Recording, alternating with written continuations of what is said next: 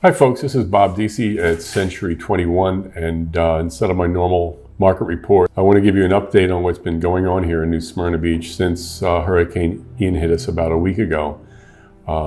This is purely anecdotal, but what I'd like to share is my personal observations. I live downtown, right in Canal Street area, and much of that area was flooded, probably a foot of water. Personally, we did not have any serious damage. The water came pretty close to flooding our house as well as my car, but I was able to move that out of danger in time. However, some of my neighbors had flooding in their vehicles. Canal Street was a combination of high and dry or low and wet. Down by Riverside Park, there was a lot of damage to the docks.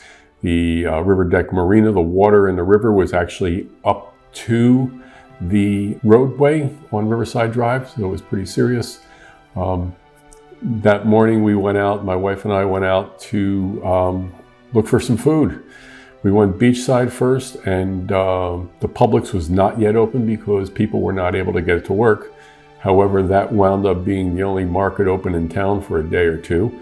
Walmart was closed. The Publix on 44 was flooded. That entire plaza was flooded. The gym I go to is just opening today after being closed for over a week. The Publix has been open for a few days.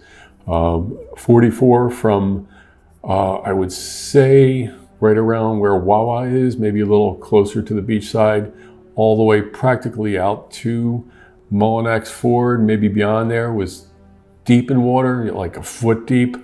Walmart was closed out there.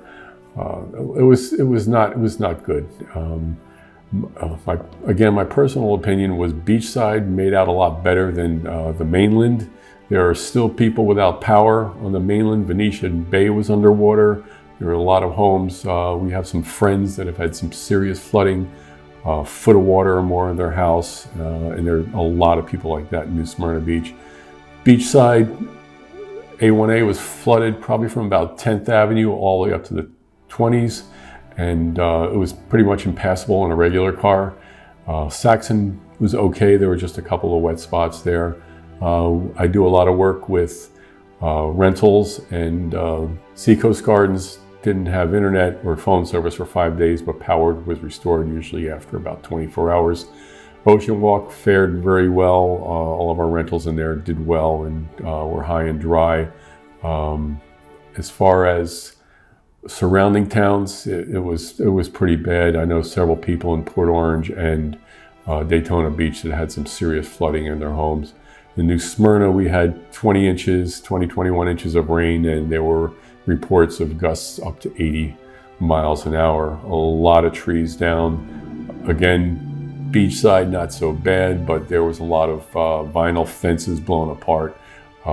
You've seen a lot of that. A lot of beach erosion as well.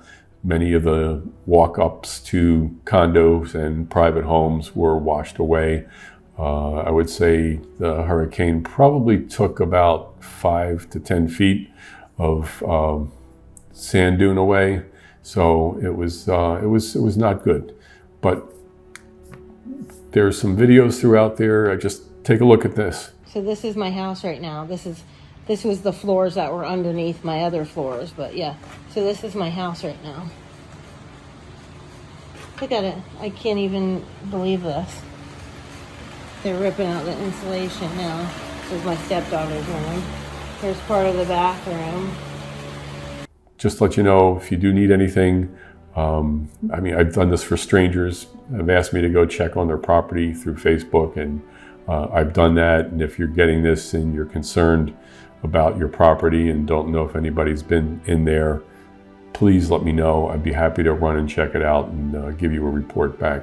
All right, thanks again. Bob DC, Century 21, Alton Clark.